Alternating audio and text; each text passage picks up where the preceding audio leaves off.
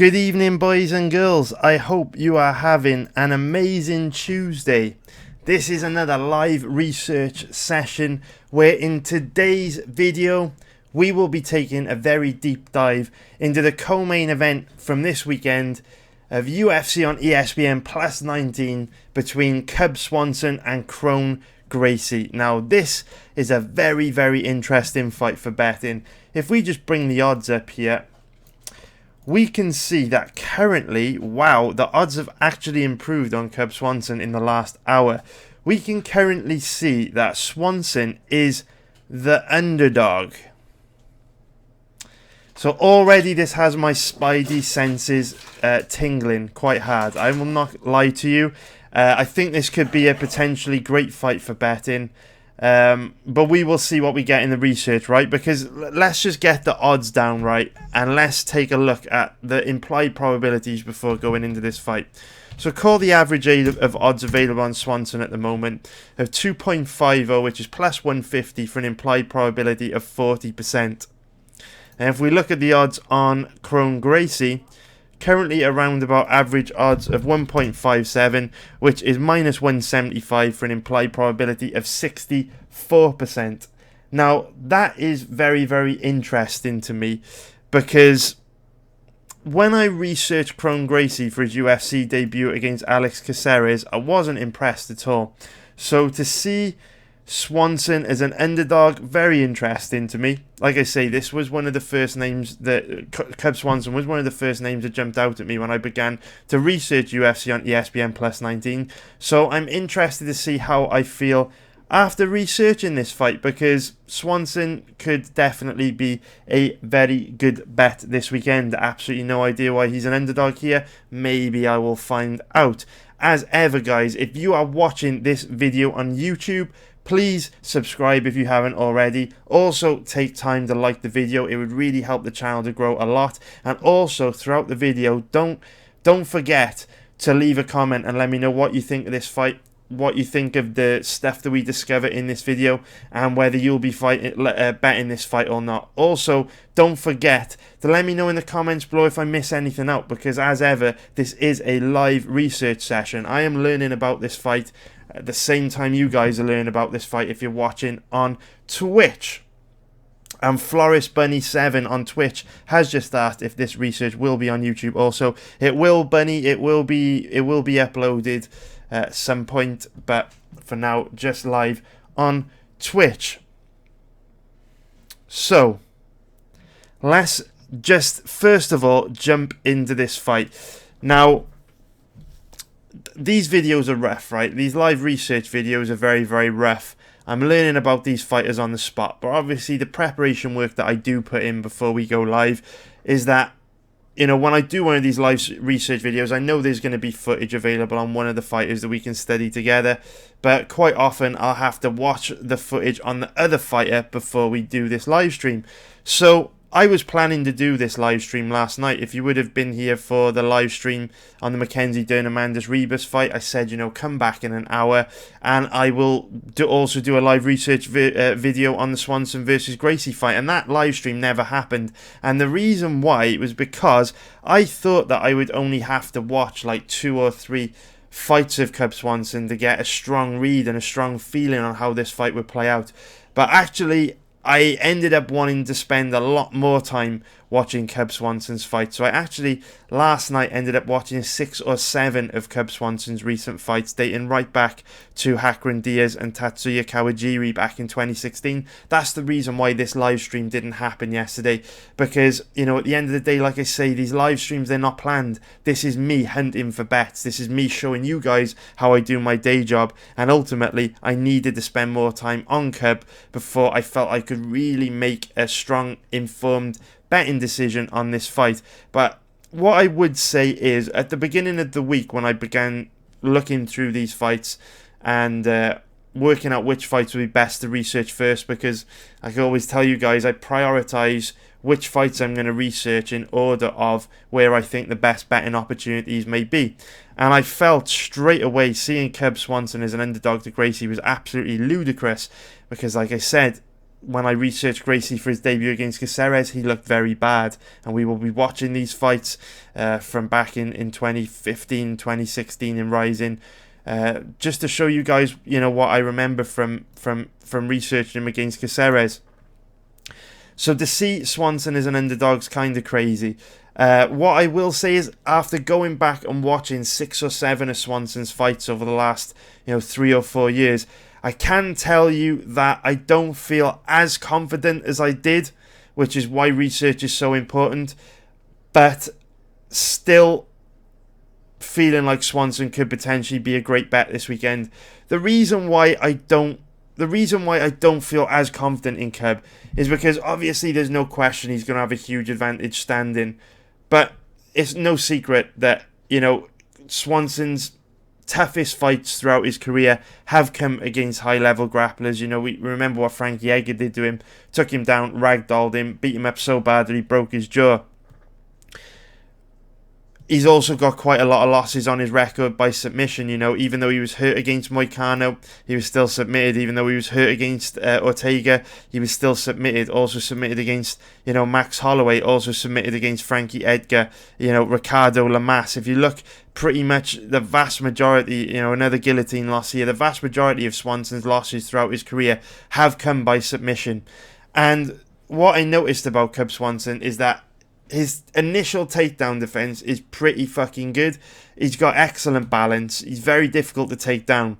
But when you do get him down, he looks very low level on the ground. Now, he is a black belt in Brazilian Jiu-Jitsu, but very, very weak off his back. If you take him down, flatten his shoulders out on the canvas, he really struggles to get back to his feet. And like I say, if you can get him down, you can cause him a lot of problems, which is why so many of his past opponents have been able to submit him, why he's got so many submission losses on his record. So I definitely don't feel as great about betting Swanson after watching his last 6 or 7 fights. However, it is still a little bit crazy to me how he's the underdog here. Now, remember, when you're kind of assessing the footage that I'm going to show you, remember that the reason why they call this gambling is because you have to take risks, okay? And there are different levels of bets. So there are kind of 2 different types of bets that I tend to place.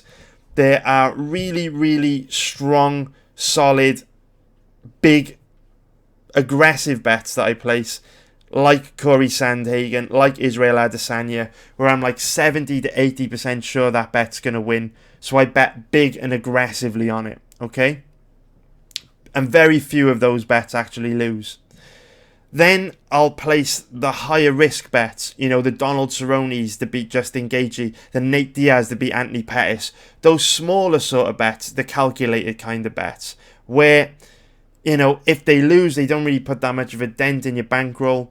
But the theory behind them is when you place your money on these calculated bets and you take these calculated gambles, you're taking on a lot more risk because the nature of the bet that they are.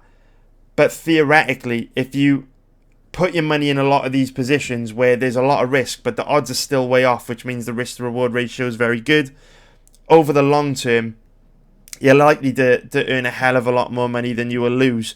So that would be what I would say to anyone that is questioning why Cub might be a good bet here. What I would say to you is, yes, Kron Gracie is obviously a phenomenal submission artist, and Swanson has been submitted a ton of times throughout his career, so obviously there's red flags there. What you have to remember is that each individual bet means nothing. It is not about winning one bet. At the end of the year, it is about winning more money than you lose. And if you consistently put your money in strong positions over a very long period of time, you will make more money than you lose. And if we look at the implied probabilities on these particular fighters, we've got Kron Gracie with an implied probability of 64%. So in order to get any value on Kron, you have to give him around a 70% more of a chance of winning, which I believe is basically impossible from what I've seen so far. And if we look at the odds on Cub, currently improving up to around 2.50 plus 150 for an implied probability of 40%. Now, in order to get any value on Cub, you've only got to give him a 45 to 50% chance of winning, which for me at the moment, based on what I've seen, is very reasonable. You know, I want to watch these fights before I make my actual decision, but it's quite reasonable based on what I've seen so far to cap Cub at 45 to 50%. So whether he wins or loses this fight is quite irrelevant, because right now, based on all the information we've got available to us, I feel that there's at least a little bit of value there. But first of all, let's talk a little bit about where guys stand at this point in their career, right? And I'm just going to see if we've got any questions live on Twitch at the moment. Remember to follow me on Twitch, twitch.tv/Diary of a Pro Gambler. We'll see if we've got any questions. Leave any questions in the live chat, guys, if you want to ask me anything before we really get into this. Super Necessary saying Cub's an attractive underdog. I agree.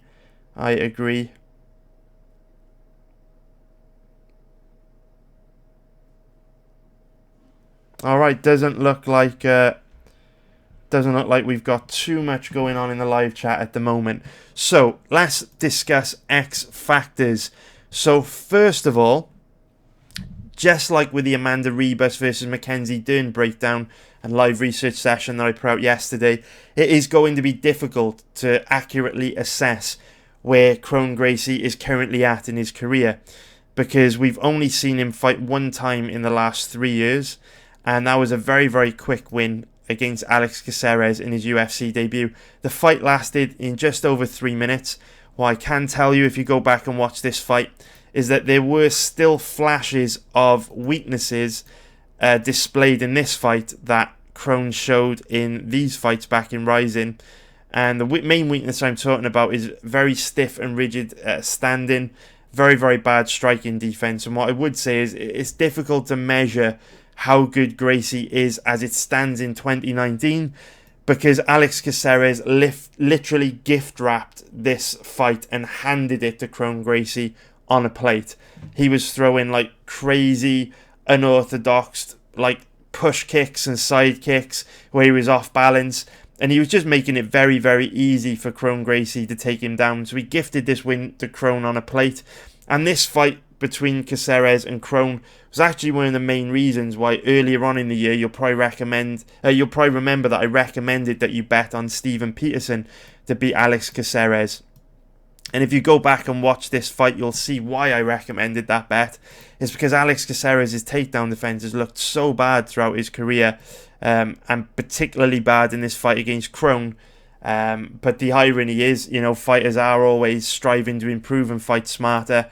And in the one fight against Steven Peterson, where we needed his takedown defense to be as bad as it usually is, it actually looked vastly improved and he fought very smart. That's why they call it gambling. But if you go back and watch this fight, you will see Caceres literally gifted those takedowns to Kron on a plate. So we didn't really get to learn too much about him. And then obviously, just like with Amanda Rebus yesterday, the last footage we will have before that on Kron is back in 2016.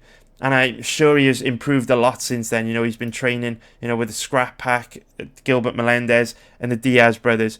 But I do want to address something here, because where we've got fighters like Mackenzie Dern and Amanda Rebus competing this weekend, and we decided to pass on that fight because we're not really sure at this stage in their careers what we're going to get from both girls. We've got a lot more information to work with here when it comes to Cub. We know exactly what we're going to get from Cub. There's loads of recent footage available on him. And while we don't know what we're getting from Kron, you'd have to be completely insane to bet Kron this weekend at the current odds. You know, with an implied probability of 64%, there's no way anyone can bet Kron at those kind of odds. But the question does become, is Cub worth a bet here? And that becomes a much more difficult decision, because his odds are pretty fucking good. You know, at odds of 2.50 plus 150 for an implied probability of 40%, it's a much more difficult decision to make on whether you bet here. I mean, Mackenzie Dern and Amanda Rebus at roughly even money, we don't really know what either girl's going to look like on Saturday night, so it's an easy pass. But when you look at Cub, even though we don't know how Kron's going to look, we know exactly how Cub's going to look. and a bet on him does become attractive, because remember, ultimately all bets are just, it's a process of trying to make the best decision possible with all the information we have available. And whenever you get a better payout, more profits for placing a bet, inevitably that means there are going to be bigger gaps in information, because you will take on more risk. You know, the reasons why the odds are going to be better is because there's more risk on the table. So the reason why Cub is such a big underdog is because there are significant gaps in information to do with Kron, and the bookies are quite clearly expecting Kron to be able to take Swanson down and dominate him on the ground, and there isn't really a lot of recent footage out there to counteract that. But a big part of about being a professional gambler is using all your knowledge and experience to, again, try and make the best decision possible with limited amounts of information. And what I would say, just a very, very important detail that I will point out, because when we were talking about Mackenzie Dern yesterday, and we were saying, you know, she's young, she's only 26 years old, she's going to be improving at a rapid rate. You know, she's all focused on becoming the best MMA fighter she can be right now. Well, I wouldn't put Kron Gracie in that box. You know, we were talking about Amanda Ribas. She's only fought once or twice in the last 4 years. But we also said she's 26 years old. She's training full-time at ATT. She's going to be making big improvements from fight to fight. And if we look at Kron Gracie, you know, he's only fought one time in the last 3 years. You know, usually I would say he's probably improved a ton since then. He's bound to have improved a lot in the last 3 years since we last saw him against Tatsuya Kawajiri at Rising. But then again, when you start to evaluate, you know, what kind of person Kron Gracie is, that's not necessarily true. You know, Kron Gracie is a superstar in the world of jiu-jitsu. He is the son of MMA legend Rickson Gracie. They own a massive chain of Brazilian jiu-jitsu schools across California and the United States. They have instructional content that they produce around Brazilian jiu-jitsu. They travel the world doing seminars. Within the BJJ community, Kron Gracie is a big celebrity. So how much time over the last 3 years has he had to focus on improving himself? How much has been spent on Brazilian jiu-jitsu, and how much has been spent on his business? So Kron Gracie isn't like an Amanda Ribas that can go into the gym at ATT every day and focus on getting better. Kron Gracie's got a lot of other commitments that can get in the way of his training and improving. So maybe he hasn't actually improved that much since we last saw him in Rising. And another factor to take into consideration is that iron sharpens iron, right? And the gym that a fighter trains in is a very big part of their development. Now, Kron Gracie is very well-known fact that he rolls with the Diaz brothers. Here we can see Nick and Nate Diaz. There is a picture from, just back in August with them. We will also probably find some pictures of him with Gilbert Melendez if we just hang around for a little while. Here he is with the Gracies. Royce Gracie, his dad Rickson Gracie here. Helio Gracie, the grandfather of Brazilian Jiu-Jitsu. But I'm sure we are going to find some pictures of the rest of the scrap pack if we just hang around a little bit. Are we going to see some Gil? Are we going to see some Joe Schilling? Are we going to see some Kerry Melendez possibly? Here's Yancy Medeiros, Cesar Gracie. No pictures of Gil. Surely there's going to be one in here. Who have we got?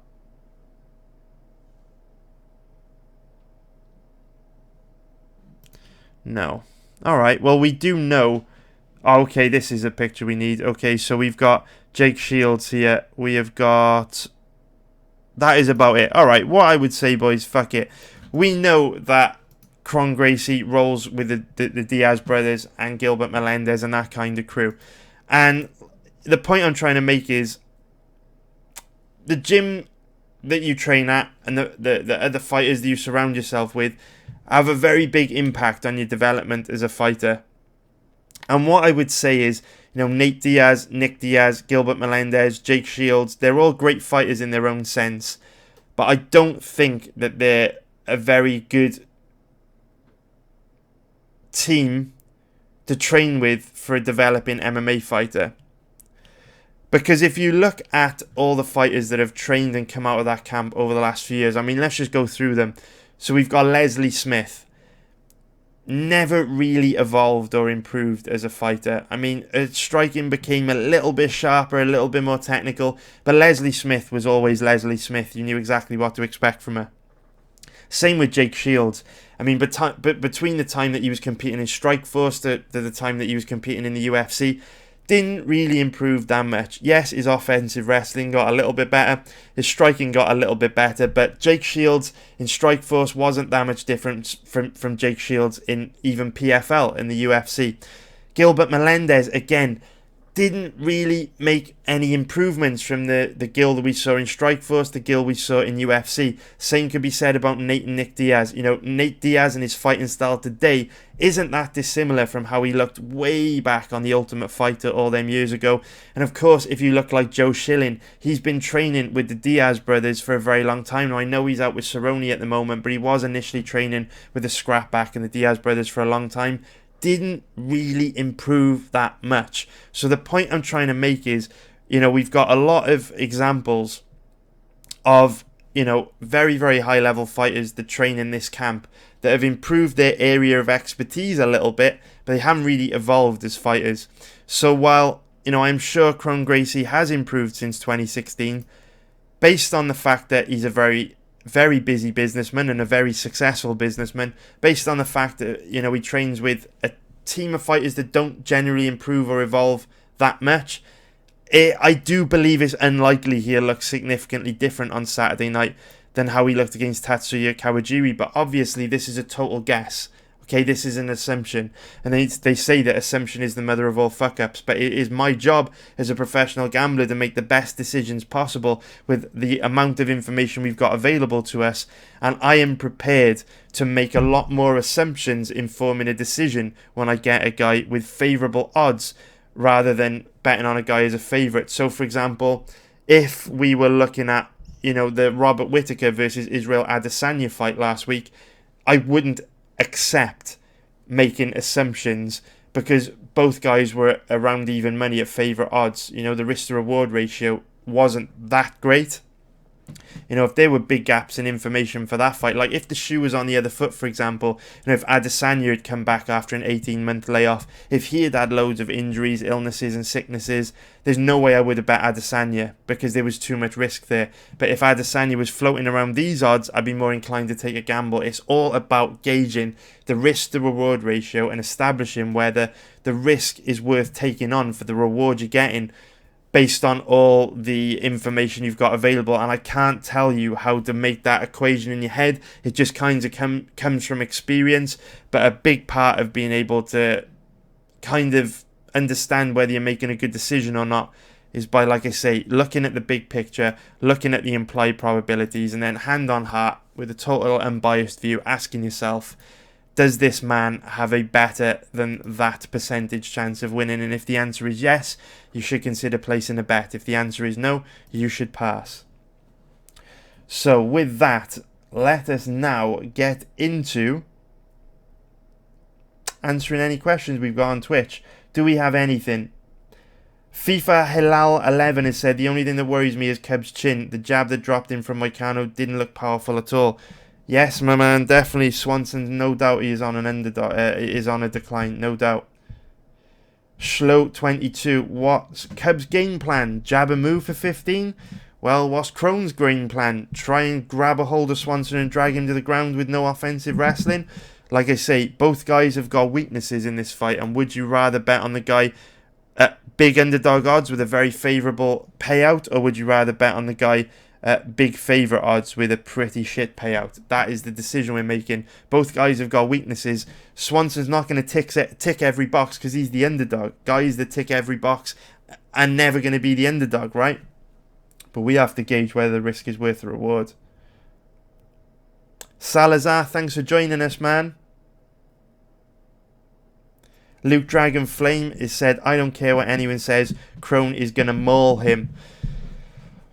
That's why we do research, dude. And I mean, to say I don't care what anyone says is a really limited way of thinking, man. You need to open your mind up, dude, to all possibilities. Super Necessary has said Kron's Instagram has single recent training photo. I think he meant to say has a single recent training photo. Has he even been training for this fight? Difficult to say, man. I mean, he's not too active on Instagram. I'm not going to judge him for that. But I guess you mean this picture here, which was posted on September 26th. Hasn't really posted a lot aside from that. And Ghostface Killer has said because of that post, maybe he's not training with the Scrap Pack match. Super Necessary just pointing out the Cubs Instagram has recent training photos. We're going to take a look at that in a minute.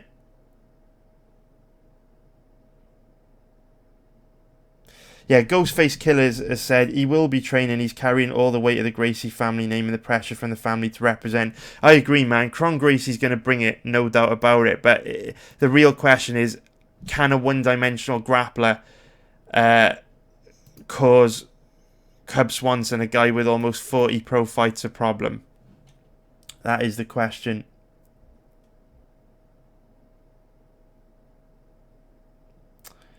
Luke Dragonflame has just said Waterson will kill Joanna. Luke Dragonflame, the same guy that said, I don't care what anyone says, Kron will maul Swanson. Luke Dragonflame, not possibly understanding MMA.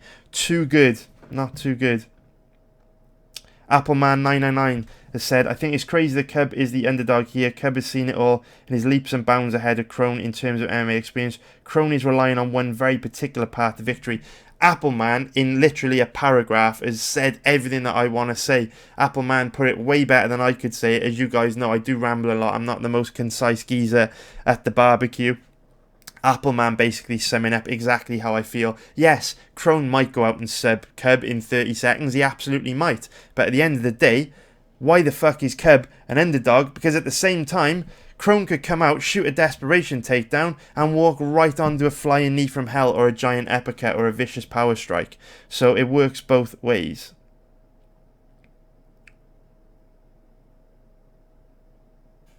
And 13 Capra said, I'd rather take a shot on Gracie by sub to get better odds than taking a shot on old Cubby.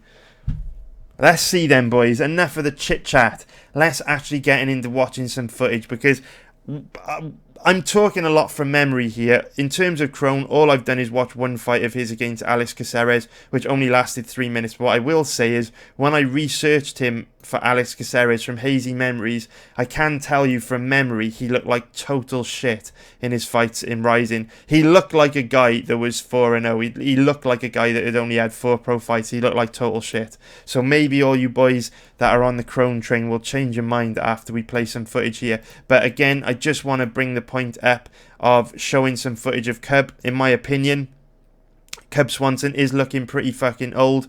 Not looking in the best shape, really. You know, it looks like Father Time is certainly starting to catch up with Swanson. Also, not really sure who he's training with for this fight. It looks like he's kind of got his own thing going on. Looks like he's doing a lot of training in boxing gyms and stuff, possibly with his own guys. You know, we do know that he rolls with Juan Archuleta and Georgi Karakhanyan and TJ Dillashaw and all that crew. But you do have to go a little bit far back in his Instagram to actually find training pics with those guys. Again, here we can see, you know, it appears that he's training with a boxing gym here. Some dude with a Golden Boy t-shirt on. This is from August. And if we go all the way back to August 25th, we've got a training picture with the crew that you'd want him to be training with. This is Georgi Karakhanyan, TJ Dillashaw. We've also got Juan Archuleta and Saad Awad in this picture. This was from 6 weeks ago. So maybe he's been training for the last month, with his boxing guys, and before that, looks like he might have been hanging out with the high-level MMA fighters you'd want him to be training with. But like I say, Swanson does look to be getting pretty old. Father Time has caught up with him. But again, boys, I always say there are two types of bets, right? There are the bets like the Corey Sandhagens, the Adesanya ones, where we can feel super confident. We can feel 70 to 80% sure those guys are going to go out and win, and you fire big and aggressively on them. And then you have slightly riskier bets, the calculated gambles. You know, the guys like Nate Diaz to beat Pettis, Peterson to beat Caceres, Cerrone to beat Gaethje, Swanson to beat Kron, which do carry a hell of a lot more risk, but at the same time the payoff is good. And as long as you consistently put your money in strong positions over time, you should win a lot more of these bets than you lose and end up in profit, okay? So the real truth is no one knows that, no one knows whether Gracie's going to come out and submit Cub within 30 seconds. No one knows whether Cub's going to box Kron's face off. But in a situation with so much uncertainty, would you rather have your money on the favourite or the underdog with a decent payoff? But enough talking now. Let's get into watching some fight footage of both these boys. So, any more questions?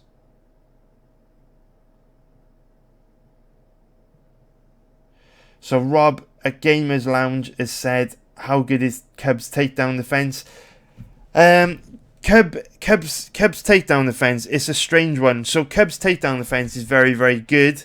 He's got great balance. He doesn't use traditional methods though. So I hate guys that break the rules and don't use traditional methods of takedown defense. So for example, if someone shoots in on Cub, he's likely to just try and use his balance and athleticism to stuff the takedown rather than, fighting for underhooks, clearing his legs and using traditional methods to get out of that bad position.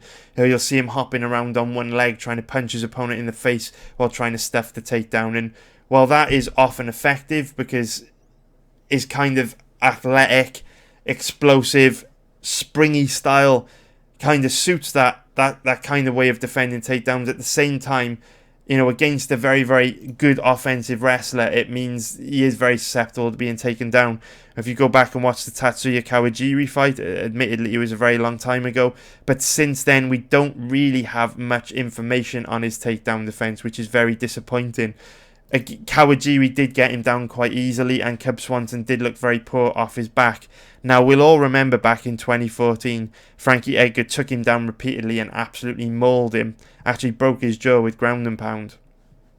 But the disappointing thing is, when they rematched back in 2018, it was basically a stand-up fight, which means we can't really gauge how much Cub Swanson's takedown defense has improved and how good it is now, because Frankie barely shot a takedown in this fight. Like, he shot one or two half-assed takedowns in 15 minutes, but the majority of the fight was a kickboxing match, and Frankie just outpointed him. So very, very difficult to gauge where Swanson's takedown defense is at right now. All I will say is that I do believe a big part of how the odds have been capped on this fight, I do believe it's down to wiki capping and very, very lazy odds setting by the bookies, and very, very lazy work from the public not to correct them. Because, if you look at this, 4 losses coming into this fight for Cub doesn't look good, but I can assure you that if Kron Gracie fought any one of these guys, he'd get murdered. I'd be very surprised if he were to be able to go the distance with a guy like Shane Burgos or Frankie Edgar. So I would expect similar outcomes, whereas, you see Kron Gracie 5-0, big, exciting win in his UFC debut, the son of Rickson Gracie, loads of hype behind him. I feel like this fight has just totally been wiki-capped. Whoever set the odds has scanned Wikipedia. They haven't done their homework on both guys and just thrown random odds out there. So now, let us get into watching some fights. I know I've said that so much, but let us actually get into it now. So the first fight that we're going to watch is Kron Gracie's fight immediately before he got signed by the UFC.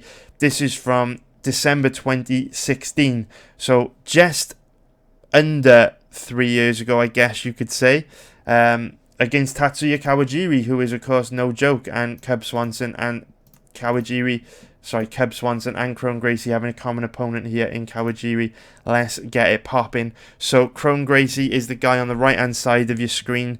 Kawajiri is the guy at the top of your screen.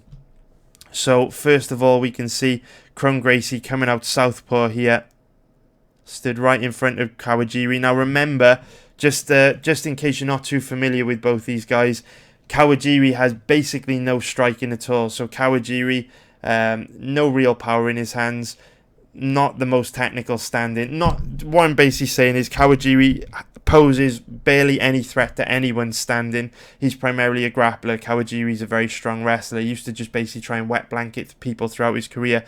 So theoretically, this is a good stylistic matchup for Kron because he can focus on his grappling, and it's not like Kawajiri carries the power or technique to make him pay for any weaknesses that he may have with his striking. So it's quite a good little matchup this for Kron.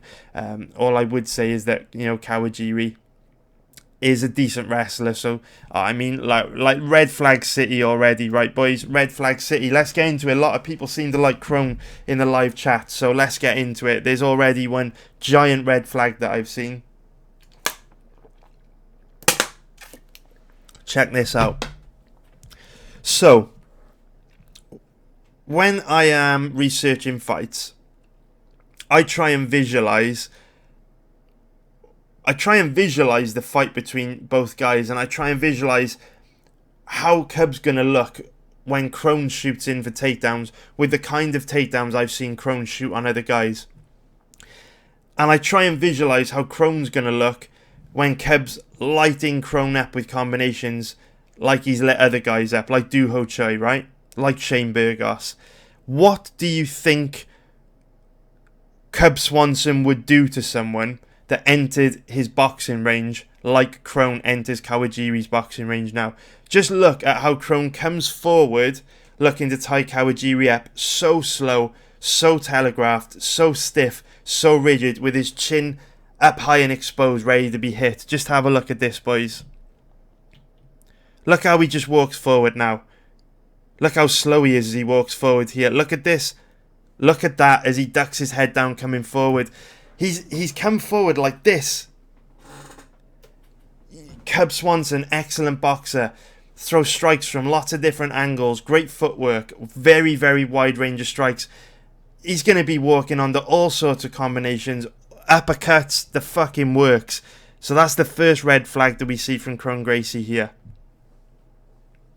Both guys exchanging short shots in the clinch. Also worth noting, I mean, it is difficult to assess Kron Gracie's clinch game here because obviously they're fighting in a ring, and it's really difficult to control your opponents against a ring as opposed to a cage, because you've kind of got, nothing to kind of like lean on, nothing to trap them against. So obviously you can't hook your gloves through the ropes, otherwise the referee, it's just like grabbing a cage in MMA, you can't do it, it's a foul.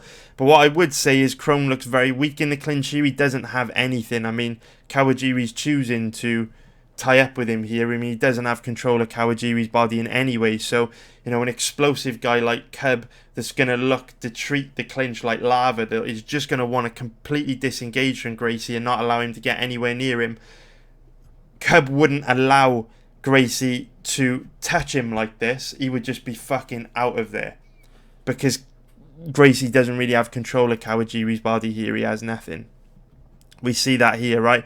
Absolutely nothing. I mean, he's gone to a really weak clinch with his hand behind the back of Kawajiri's head, but Cub would just slip out of there and circle away. And Kawajiri's kind of just done that.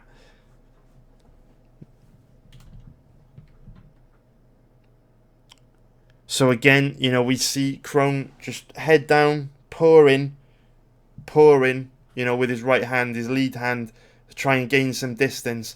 But that's not to try and set up his strikes or find his range. That's to gauge whether Kawajiri's close enough to actually try and tie him up again. Possibly to try and grab the head and go back to the clinch. So, again, if you've got a man like Kron just stood right in front of Cub, head down, probably with his eyes half closed, pouring his hand out there, what do you think's going to happen? Cub's going to light him up like a Christmas tree.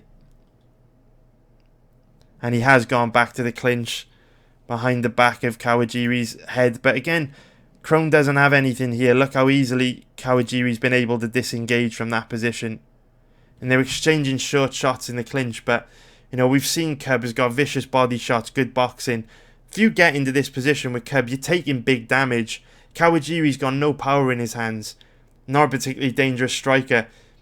You look at the short shots that Cub Swanson was able to land to a guy like Do Ho Choi in short proximity. Devastating. Absolutely devastating. From what I've seen, this is just confirming my initial suspicions that, yes, this is a classic striker versus grappler fight. But we don't know whether Kron is going to be able to get the fight to the ground, because all of his takedowns come from the clinch. And let's be real. If you're trying to train offensive wrestling, The Diaz brothers are the worst guys to learn that from. When have you ever seen Jake Shields shoot a really deep, nice, reactive double leg takedown? When have you ever seen Gill do that? When have you ever seen the Diaz brothers do that? Or Leslie Smith? Or all these other guys? All their takedowns come from weird, opportunistic positions.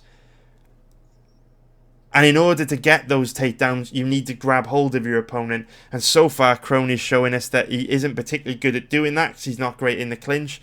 And at the same time, he doesn't really have any offensive wrestling. We're not seeing him go to body locks or double underhooks. Now, he did go to body lock, double underhooks against Alex Caceres to get the fight to the ground, which does potentially show some level of improvement. However, it's fucking Alex Caceres who has no takedown defense.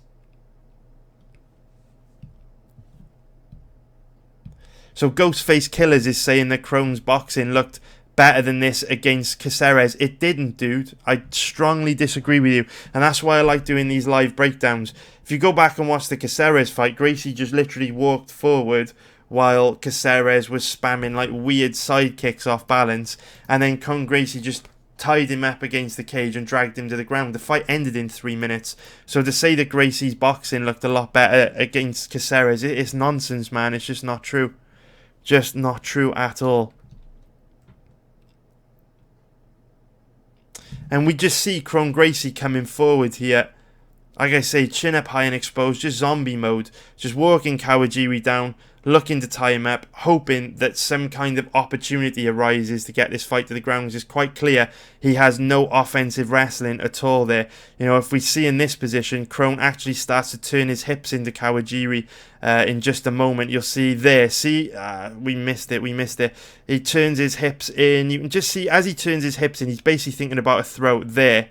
See there, he's thinking about a throw, and that just signals that he doesn't have any offensive wrestling. He can't shoot a traditional single leg or double leg takedown. So his only options for getting the fight to the ground are pull guard, go to the clinch, or look for some weird opportunistic trip or throw. So that was basically a sign Kron's realizing he's not having any success in the clinch. He's got to try something different. That's why you see him turn his hips there.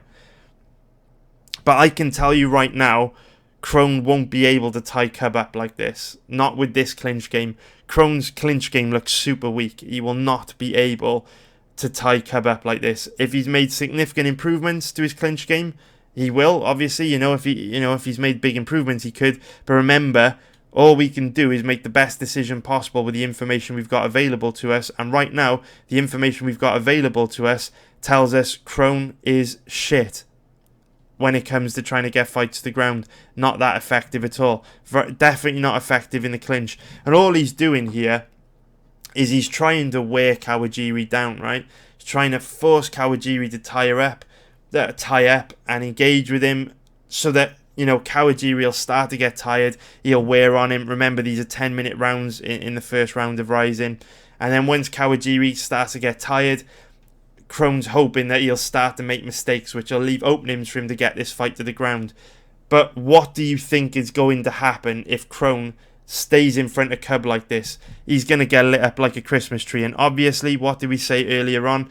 When he's not able to get a takedown through traditional wrestling methods, he's not able to get a takedown from the clinch. What's going to be his third option? It's going to be pulling guard. And as we know, pulling guard is a cardinal sin in MMA. But what does he do here? Pulls guard. So with 6 minutes left to go, he pulls guard. But realistically, let's see where he gets going off his back here. Do I think he can pull guard on a guy like Cub Swanson? Absolutely fucking not. I think Swanson's way too fast, way too explosive. He would just disengage. Kron would fall flat on his ass, and Swanson would call him to stand back up and get back into kickboxing range. So these boys are battling out in Kron's guard. Let's see if we got any more questions. See what people are saying in the live chat on Twitch. And thank you everyone for watching. If you do like this video, make sure you hit the like button and subscribe if you haven't already.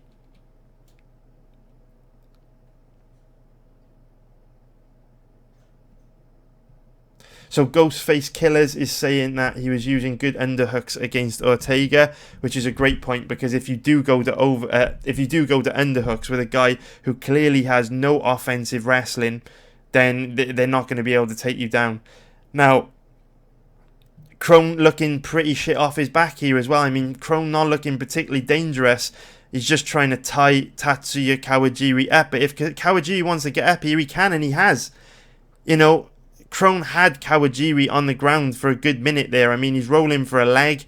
But Kawajiri should be able to disengage here, turn in, and he's out of danger. So, you know, Kron got Kawajiri on the ground there for a good minute and didn't really do much with it. Didn't look that great. I mean, you've got to remember, Alex Caceres is not a very high level on the ground at all. Cub Swanson, black belt in Brazilian Jiu-Jitsu, trained at Jackson's MMA for a very long time when Jackson's was one of the best MMA gyms in the world. And he's been training with killers every single day. I mean, I'm not seeing anything from Kron here which makes me think he can give Cub a problem. No offensive wrestling, no clinch game, doesn't look particularly dangerous on the ground, no striking, very bad striking defense. Again, he's pulled guard. He's got 4 minutes left to work in this round. Let's see where he can get going.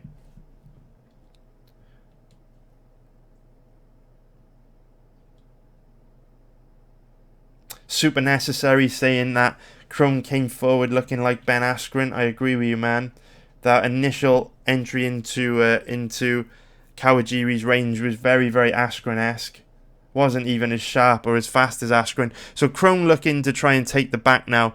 You know, he's getting an angle and working very, very high up on Kawajiri, trying to create an angle for himself to get onto the back. But Kawajiri likely can just posture out of this and stand back up. And it's probably what he's going to do next. Notice how Kawajiri's going to his knees here. And he's just allowing Kron to get even higher up on his torso here. So Kawajiri actually in a strong position to just posture out of this. But remember, this is a longer round than usual. The boys have been fighting for almost 7 minutes now in a 10-minute round in Rising. So maybe at this point in the fight, all of Kron Gracie's clinch work is starting to pay off, and perhaps Kawajiri's too tired to power out of this position. But you would expect, you know, Kron doesn't really have anything here. I mean, he's fishing.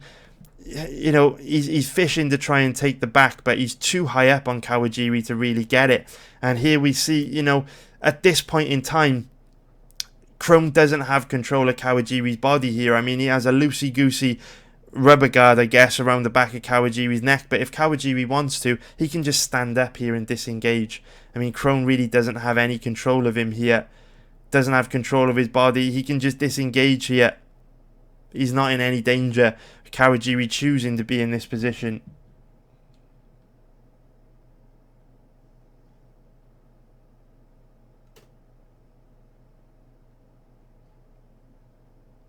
Shlu22 has said Kron transitioning for an armbar now. Let's see how Kawajiri does this before we answer Shlo's question.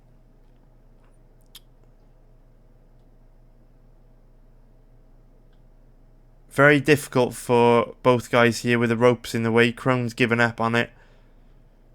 Will Kawajiri use this as an opportunity to get out of danger?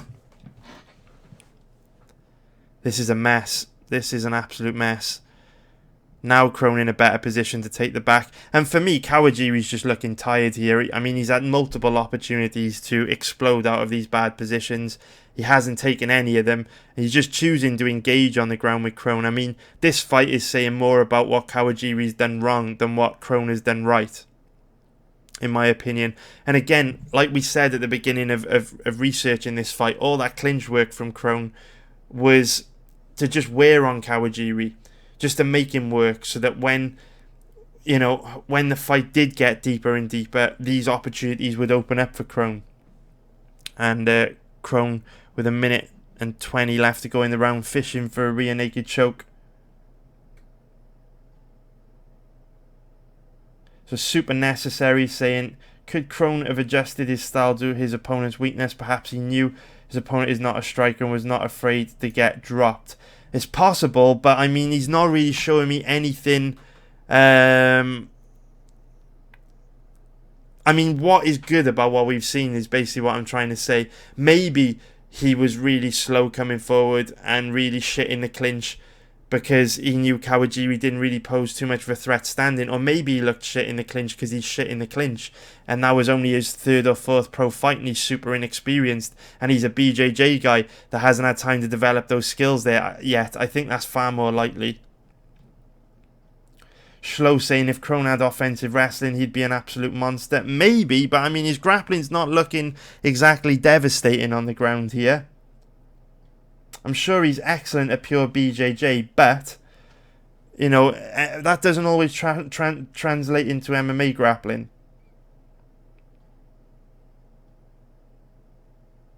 Jumper 408 has said he's going with a Nick Diaz style. Without the Nick Diaz boxing skill and cardio, it doesn't work. It's a very good point, dude. It is a very, very good fucking point, actually. I like what you said there, Jumper 408. You know, we see Kron walk forward, blocking punches with his face, trying to get into dirty boxing range and chip away at his opponents. Now, you can do that when you're a guy like Nate or Nick Diaz with cardio for days, a chin from hell, and the boxing to really hurt your opponent bad when they do start to fade.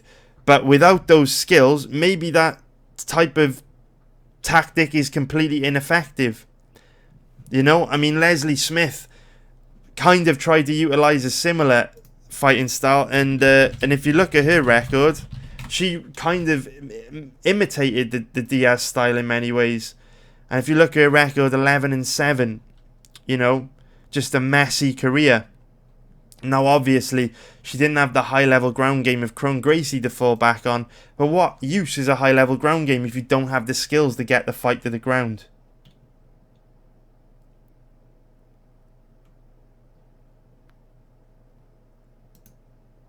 Lee Dosis 123 has said, it seems like you're leaning towards a bet on Cub at the moment. You would be right, dude. And Rob at Gamers Lounge has said, the more I hear, the more I like Cub by decision. You say that, dude, but why not? Why get cute? Why try and complicate things? Why not bet Cub straight? Because Kron Gracie's striking defense is so bad. Swanson could definitely knock him out. And here we see again, he pulls guard. It's a 9 times out of 10, I don't care who you are. You could be fucking Damian Maia. You could be fucking Stefan Struve. I don't care who you are. 9 times out of 10, you pull guard, is putting yourself in a losing position in MMA. Kron Gracie isn't looking that scary off his back. He really isn't. I'm not seeing anything here where I'm like, ooh, I hope we don't see Cub in this position. I'm not seeing anything. In actual fact, I think if Cub did get into this position, he'd be smart enough to just disengage and stand back up. Or start raining down bombs. I'm really not seeing anything from Cub here. I mean, look, giving Kawajiri the space to stand back up. Kawajiri actually went for a soccer kick there, which I believe is legal in Rising. But, you know, again, Kron capitalising on a mistake that Kawajiri's made. He's an opportunistic grappler. He's pulled guard, given Kawajiri enough space to work his way back to his feet, and then he baited Kawajiri into giving his back up, which has enabled him to take the back. So it's creative, it's streetwise, it's very smart, but will it work against a guy like Cub Swanson? You know, a guy with 40 pro fights. Now, I know Kawajiri has also got 40 pro fights, but he's not a Cub Swanson. You know, he's not a Cub Swanson. He's primarily a grappler. I believe he was like 40 years old at the time this fight took place. And he didn't have the confidence in his striking to stay squared up to Kron and wait for Kron to get back up. He gave his back up and made a mistake. But Cub doesn't strike me as the kind of guy that would do that. Why would you turn your back against a guy like Kron? And Kron going to get the rear naked choke submission here. So that's the first fight that we watch.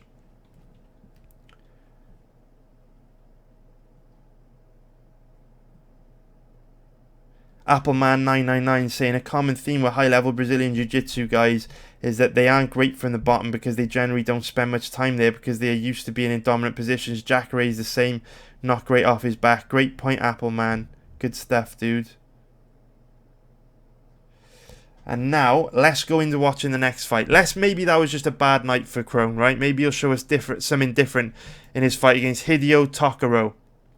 And at this point, going into this fight, Kron had only had 2 pro fights. This fight looks like it lasted around 10 minutes, and Hideo Tokoro's no joke.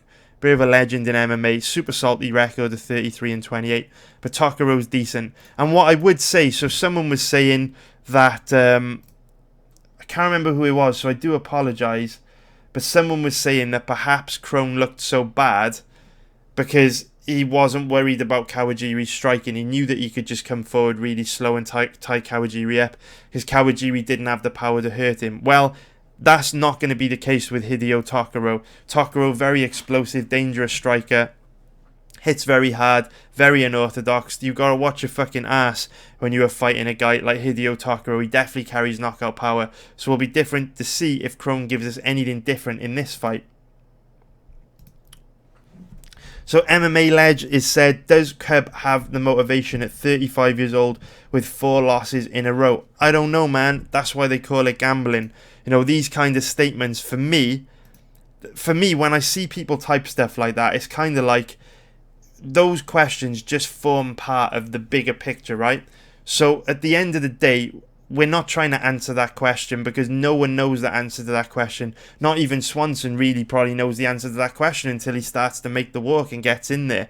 All I would say is you have to look at the odds and look at the implied probability, and you have to gauge whether, based on all the information we have available, if you give Cub a better than 40% chance of winning. Irrespective of your comment, irrespective of whether he's motivated, in my opinion, it's disrespectful to only give him a 40% chance of winning this fight based on what we are seeing.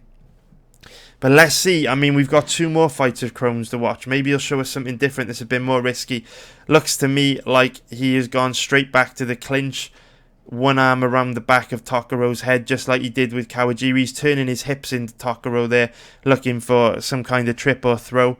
But Tokoro shutting that shit down by going to double underhooks. Very nice. I mean, they've disengaged. Let's see a little bit of Kron striking now. Coming forward, throwing looping hooks.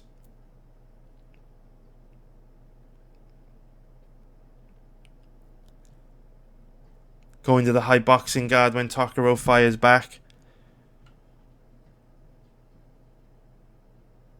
Swinging wild, definitely looking more aggressive standing than he did against Kawajiri in our last fight that we watched. But again, you know, in terms of being, in order to get a guy like Swanson down, you've got to shoot in really deep on his hips, upset his balance and drag him to the ground. Kron's not showing any of that. He's coming very high above his opponent's hips. I mean, look at this position here. Oh, that's annoying. But look at this position here. Kron doesn't have anything here. Doesn't have any control of Tokoro at all. Anytime Tokoro wants to escape this position, he can. You really think Cub is going to stand there in this position? Or is he just going to circle away and get the fight right back in the middle of the octagon where he wants it to be? Now, unfortunately, we lose a little bit of this fight. We lose 10 seconds. We don't know how this fight ended up on the ground. Can we watch a different clip? Is this one going to show us what happened? Or are they all going to be the same? I just want to see how Kron gets this fight to the ground. It's a really important detail. Oh, he literally just jumped on his back.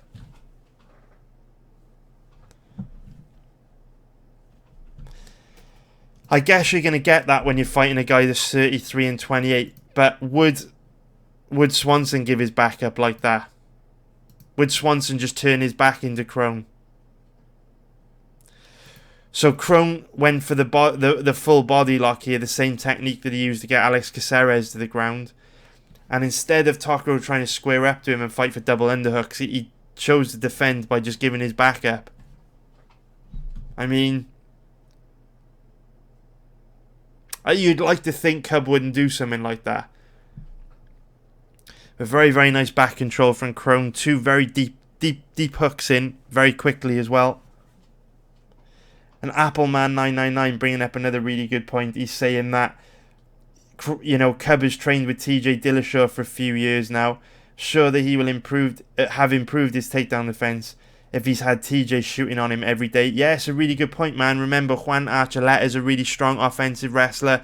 Georgi Karakanyan's a strong offensive wrestler. Saad Awad is a strong offensive wrestler. You know, Cub's been training with some really high-level grapplers. Some high-level MMA grapplers, right? Let's not get it twisted. I'm not saying that, you know, TJ Dillashaw or Georgie Karakhanyan or Saad Awad would be able to compete with Kron Gracie in a BJJ tournament, but this ain't a fucking BJJ tournament, it's a cage fight. And when it comes to MMA grappling, guys like Dillashaw, Awad, Karakhanyan, Archuleta, pretty fucking good MMA grapplers. So another really good point from Appleman999. He's making this stream easy today. He is dropping wicked knowledge for me. Thanks a lot, dude. And don't forget, boys, we're having a great time on this Tuesday night. Boys and girls, 0.1% of my viewers are female. Hi, mum. So, yeah, leave a comment in the live chat on Twitch if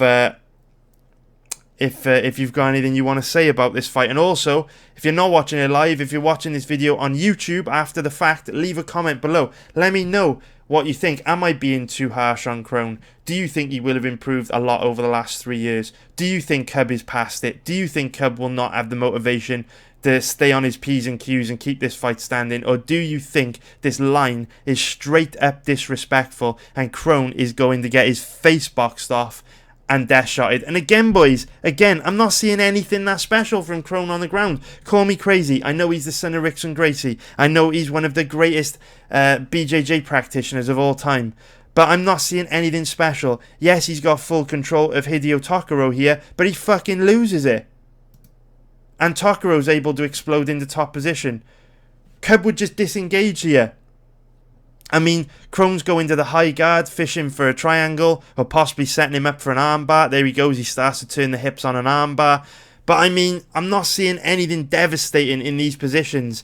Now he's in on an armbar, but he's creating windows of opportunity for his opponents to explode out of these terrible positions, which perhaps isn't something that you need to think about in Brazilian Jiu-Jitsu, because guys aren't trying to stand back up and punch him in the face. Kron's not blowing my hair back. I don't want to be straight up disrespectful to the BJJ community, but let me tell you something about MMA grapplers. You get someone like Damian Maia on your back, you ain't fucking getting out of that position in that round. Even lower level guys, Jason Knight, you get him on your back, that's fucking it. He ain't letting go of that position until the end of the round. You know, guys like fucking, Jussier Formiga, Alexandre Pantoja, you get guys like this on your back, you're fucked. They're not giving you the space to escape. So Kron not blowing my hair back, and the point I'm trying to make is it's very, very possible the Cub has fought much better MMA grapplers than Kron Gracie in the gym every day. And J17Nem is saying Kron versus Ryan Hall would be interesting. I agree, man. That would be a great fight. Even here, he's fished for an armbar. He's got nothing. He's back in full guard. Absolutely nothing for his trouble. And last, Suvari making a real good point by saying if Kron Gracie did fight Ryan Hall, I mean, based on that Darren Elkins fight, Elkins would probably light him up like a Christmas tree and outstrike him, right? Ryan Hall's striking is making massive improvements, certainly better than what we've seen from Kron here.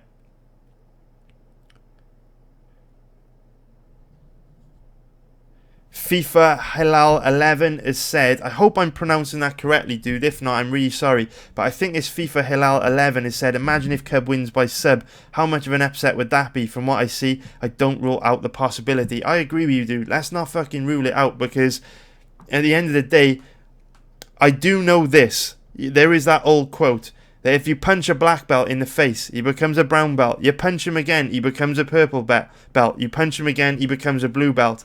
And let's say Kron Gracie is fishing hard for takedowns and going to the clinch and can't get Cub down, and Cub is just fucking teeing off on him, body shots, head kicks, combinations, and Kron is very tough and he takes it, just like all the Gracies are tough, yeah? If Kron can take it like the rest of the Gracies, perhaps Cub does fucking break him down and end up submitting him. Who knows, right? I'm not seeing anything too scary from Kron here.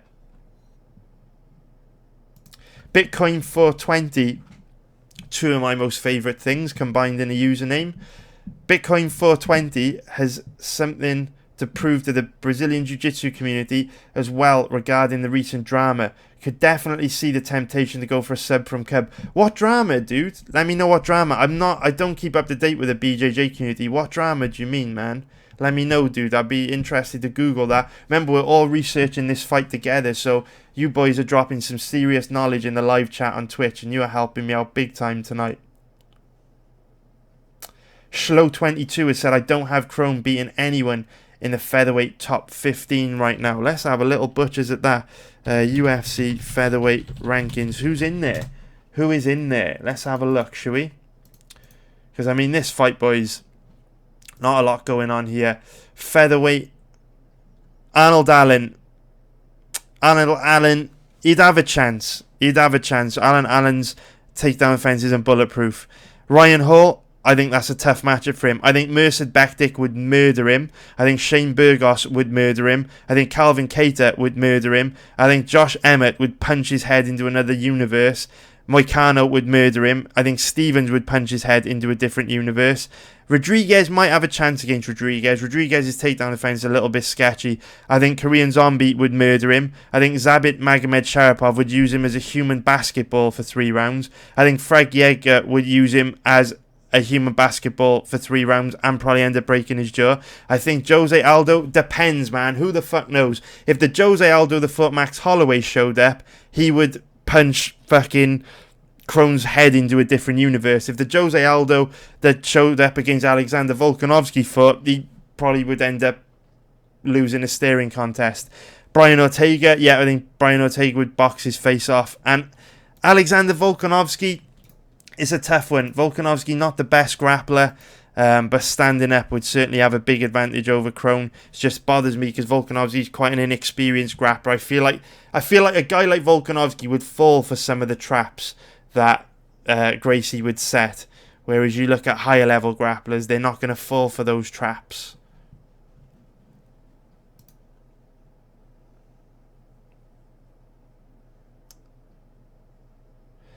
Rob, aka Gamers Lounge, just said, thoughts on fight to go the distance. Cub is a tough customer, so I can't see a finish for Kron other than a sub, which is going to be hard to pull off. Rob, honestly, dude, I think the fight is more likely to finish inside the distance because Cub hits like a truck.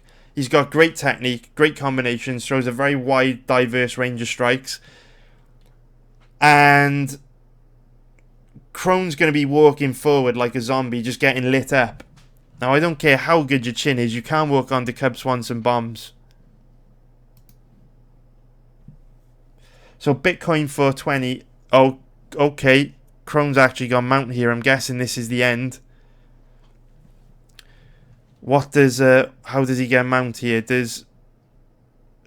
I'm guessing Tokoro rolls to his back to defend the rear naked choke. He doesn't. Gracie just fucking steps over on top of him. Very nice. This gotta be the end, right? This gotta be the end. Gives his back up. It's gonna be rear naked choke, surely.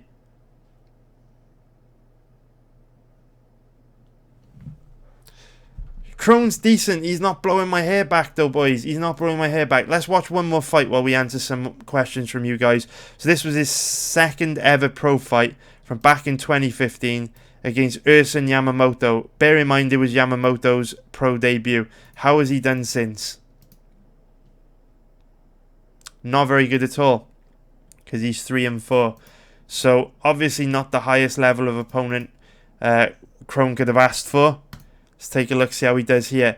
Never trust a man in leggings is a motto that served me well throughout my life. See a guy in leggings, run a mile. What questions have we got here?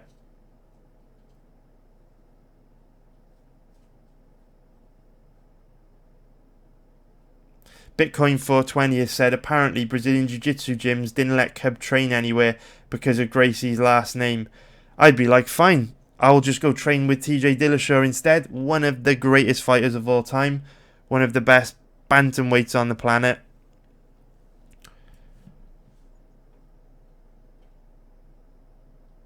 Oh, and Last Suvari's giving us a link to check out. We'll check this out now. Nice one, Last Suvari, dude.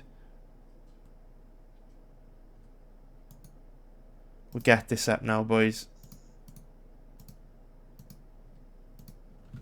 Again, Kron go into this clinch position, and we'll wrap this video up soon, boys. After I summarise how I feel about this fight, Or you can probably guess how I already feel. We'll wrap it up in a bit. So if you do want to ask any questions or say anything, drop it in the live chat on Twitch.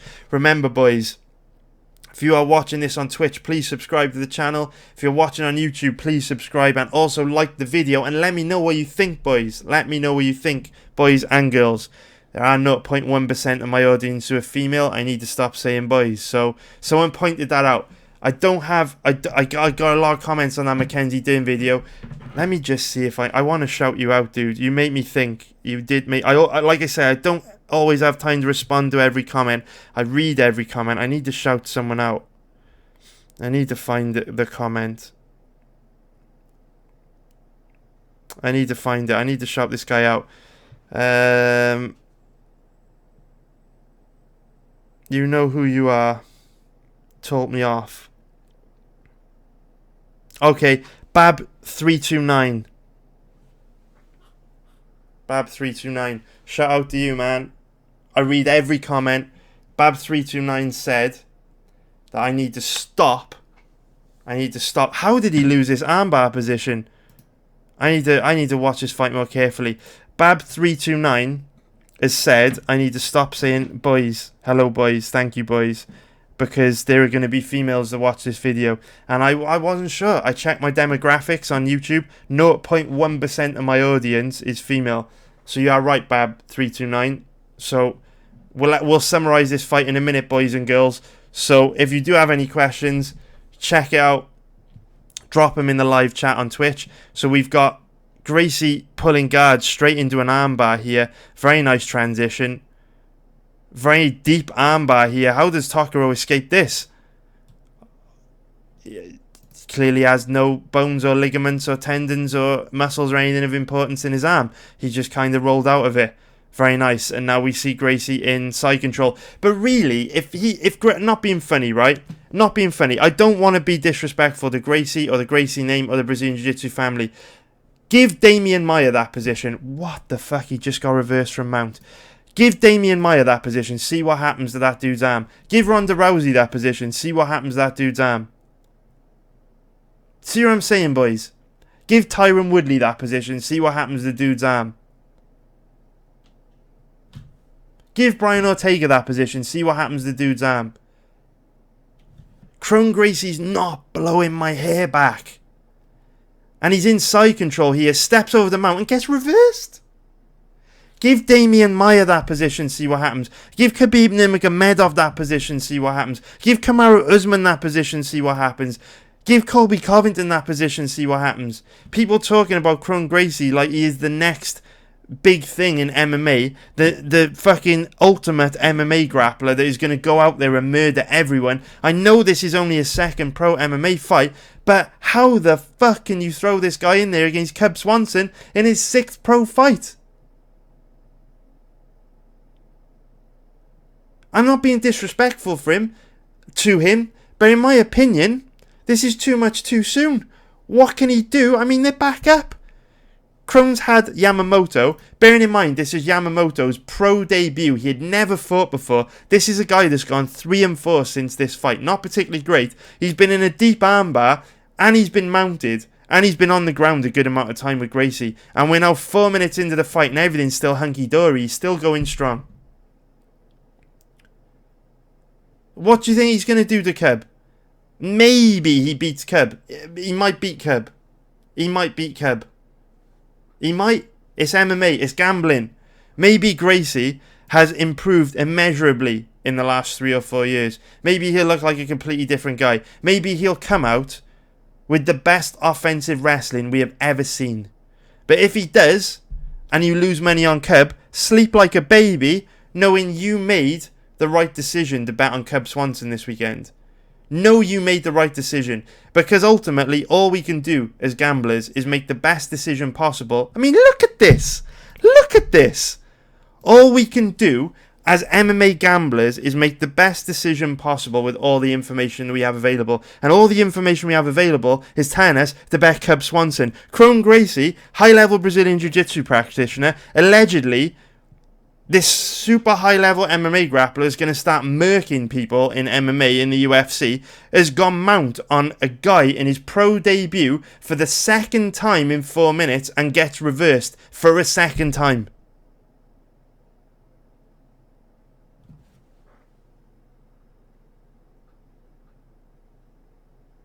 What am I watching? Why is Kron Gracie the favourite? Who sets these odds? Who sets these odds? Whoever set these odds, there's 3 things going on here. Either they're stupid, they don't understand MMA, or they're not getting paid enough. Or all 3 of those things. Whoever set the odds on Kron Gracie versus Cub Swanson is fucking blind. And I'm sure on his 1 millionth attempt here, Kron Gracie is going to get a submission. But he is not a difficult fight for Cub Swanson. He is a fucking cakewalk.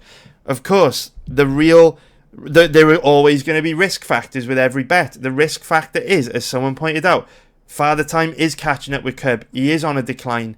What does his motivation look like? The other risk factor is, how much has Kron Gracie improved since these fights? Didn't look to have improved that much in the Caceres fight, but we don't know because Caceres versus Kron ended so fast. Eventually he gets a triangle. Whoop-de-fucking-do. I mean, I don't know what to say to you boys. I don't know what to say to you. Before we actually summarise what I recommend doing on this, let's answer the last of the questions. Oh, and we've also got this article to check out from Last Suvari. So this says... Also, I need to have a little word with Sherdog. She don't think I'm unethical. Oh, the pop-up's gone, fuck it. Anyway, this article says, Cub Swanson turned down by multiple jiu-jitsu schools because of Gracie opponent.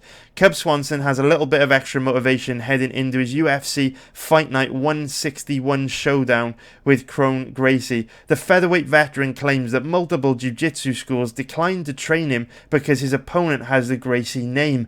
Gracie debuted in the Octagon with a first-round submission of Alex Caceres at UFC on ESPN 1 to improve his professional record to 5-0. Because he's a Gracie and he has the name, it has been an interesting one. I've been kicked out of a couple of jiu-jitsu schools because of the respect. They don't want to train somebody that isn't a Gracie, which really pisses me off, Swanson said. Swanson says that jiu-jitsu helped him through a difficult time in his life, but as he learned about the politics of the sport, he gradually gravitated towards MMA. Some of his struggles finding training in his current camp are yet another example of that. This is what I mean by it takes me back, because when I go into jiu-jitsu as a sport, it helps save my life.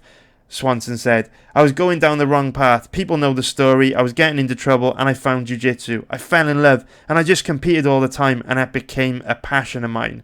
I was really interested in the Gracie family and what they did, Swanson added, and a huge honour and respect to them. And then after competing and doing all that, I learned the politics of the sport and how ridiculous it could be, and it kind of left a little sour taste in my mouth, and that's why I started doing MMA more. I can't wait to bang Kron Gracie's face off on Saturday night. He didn't say that. But Swanson is currently in the midst of the biggest slump of his career. He's on a 4-fight losing streak dating back to December 2017, while that includes submission losses to Brian Ortega and Renato Moicano. Swanson is confident he will perform well when he locks horns with Gracie on October 12th. And he probably will lock horns because Gracie comes forward like a stag, very slow, very laboured, very methodical, looking to tie up in the clinch. So there probably will be some locking of horns. I like whoever put that in this Sherdog article. Swanson then said, I feel like I'm the best fighter I've ever been. Fighters always say that. It means nothing. It's unfortunate I've had some losses and I haven't been able to show that, but this is another chance to make a statement against a Gracie. I think it's an honour for me. Interesting from Cub. Thank you for sharing the article, Last Suvari.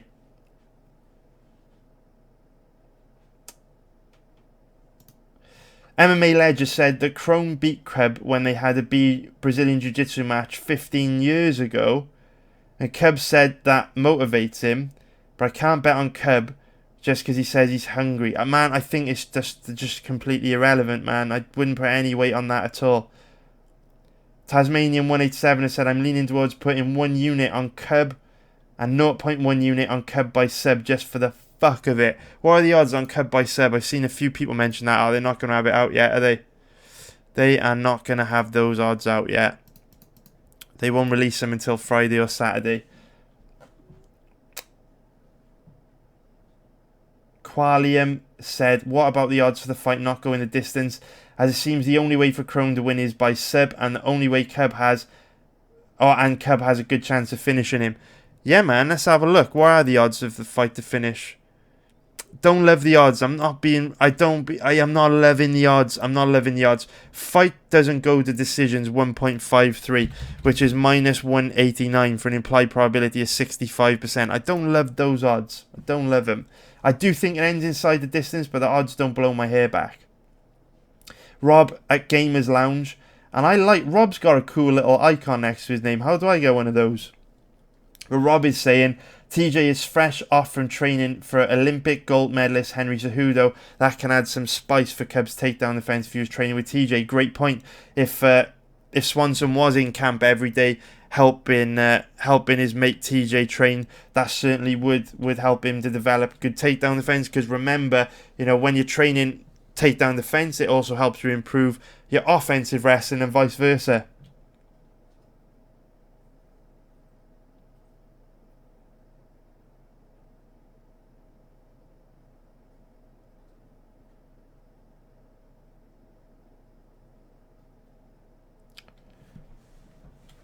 Lasuvari saying Kron is overhyped because of his name. I agree, dude. Bitcoin 420 has said, how did Cub look against Ortega? Cub looked bad, but Ortega is not Kron Gracie. Or I should say Kron Gracie is not Ortega. Ortega is the real deal, man.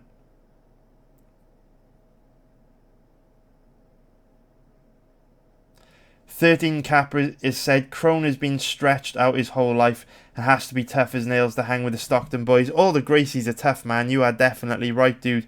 You are definitely right. I've no doubt that Kron is very tough. And he said, I don't think I would bet against anyone in the Gracie clan. It's Gracie or pass for me. Fair enough, dude. Fair enough.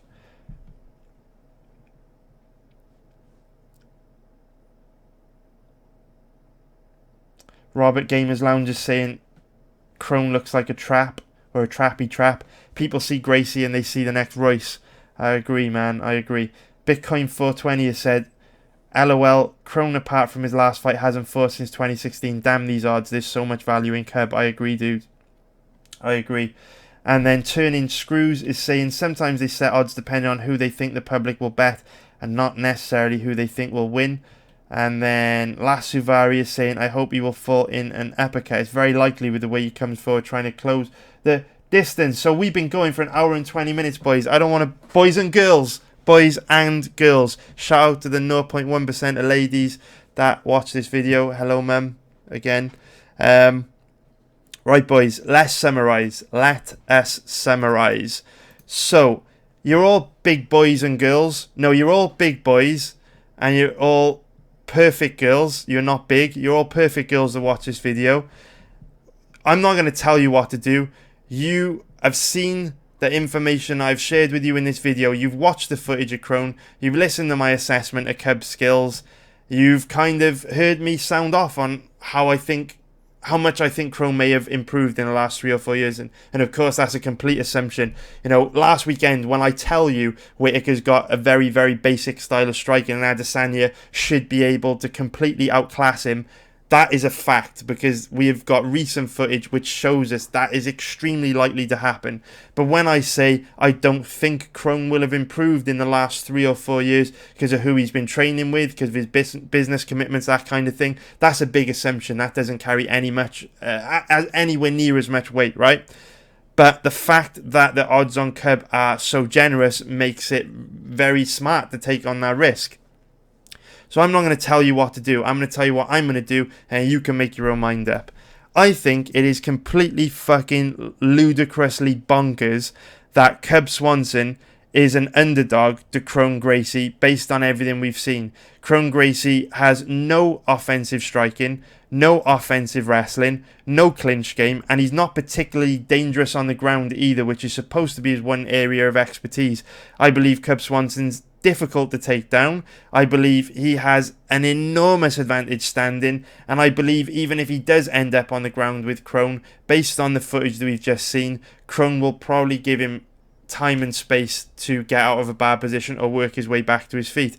Now, could Kron have improved immeasurably in the last 3-4 years and come out with incredible offensive wrestling and vastly improved striking? Yes. But what I would say to that is training with Jake Shields, the Diaz brothers, Gilbert Melendez every day of the week, probably not the best gym to go to learn offensive wrestling, because none of those guys are particularly good offensive wrestlers, not even Jake Shields, that built a career off wet blanketing people. Even he isn't a very good offensive wrestler. So in my opinion, not a very good gym to go to develop offensive wrestling skills. So yes, he might have developed them, but it's unlikely. And remember, we're dealing with incomplete sets of information. Will he be able to survive against Cub standing? Genuinely speaking, I don't care how much he's improved. I think he gets lit up like a Christmas tree. I don't think there's any way he could have improved his striking enough in the last 3-4 years to even hold a candle to what Swanson is capable of. I just think he'll get murked if this fight stays standing. And in the clinch, it certainly looked like he was trying to develop a clinch game. If anything, that's probably going to be where we see the biggest improvements from him. But none of the red flags present in terms of Cub Swanson's motivation or the possibility Gracie's improved a lot since those fights in Rising. Those are really the only 2 red flags for me, and they are not enough for me to not bet Cub Swanson here. They are not enough to scare me away from Swanson at underdog odds. If the odds were the other way round, maybe. But I have to bet Swanson here at these odds. And at the end of the day, like I say, can Gracie come out, drag Swanson to the ground and submit him in 30 seconds? Abso-fucking-lutely he can. 100%. But that's why they call it gambling. At the end of the day, all we're trying to do is find strong positions to put our money. And if over a very long period of time we consistently get our money in strong positions, over a long period of time, we will make a profit. And there is absolutely no shadow of a doubt in my mind, win or lose, Cub Swanson's a strong position to put my money. And remember, even if he does lose, you need to sleep like a baby knowing you made the correct decision in betting him in this fight. Because at the end of the day, good bets don't always win. Bad bets don't always lose. And again, let's go back to talking about Adesanya versus Whittaker, because it's all fresh in our minds. And I always say, good bets don't always win, bad bets don't always lose. We saw in that fight on Saturday night that Whittaker was just not capable of competing with Adesanya on a technical basis. He threw the same jab to right hook, 1-1-2, jab, right hook combo over and over again, and blitzed in with the same jab, right hook combo over and over again. The same combination he uses in all of his fights. He brings nothing else to the table. Sometimes he exits that combination with a head kick, but it's usually very ineffective and very rarely lands. And we've seen him do this over and over again in all his past fights. That's all he's got. So we knew Adesanya would have an enormous technical advantage over him. However, if Whittaker came out through, a jab, right hook combo, and that right hook, the first right hook of the fight landed in 30 seconds, landed clean and flush on Adesanya, death shotted him, flatlined him, KO'd him dead in 30 seconds, was Adesanya a bad bet? Just because the bet lost, would that have been a bad bet? I don't think so. I just think on that night, that's how that fight unfolded under that set of circumstances in that universe. In another parallel universe, Adesanya beats Whittaker 9 times out of 10. That's the mindset you've got to get into. So yes, Cub Swanson might get submitted here. However, that doesn't change the fact that he's a great bet. And before we wrap this video up, I will just check, make sure there's no more questions on the live chat in Twitch. We have got a question from Qualium. He has asked, have you tried to bet on BetStars? I haven't yet, dude, but I will be using them soon. Because the reason why I've never used BetStars is because up until like 3 or 4 months ago, they'd never offered live betting on UFC, but now that they offer it, I'm going to start using them.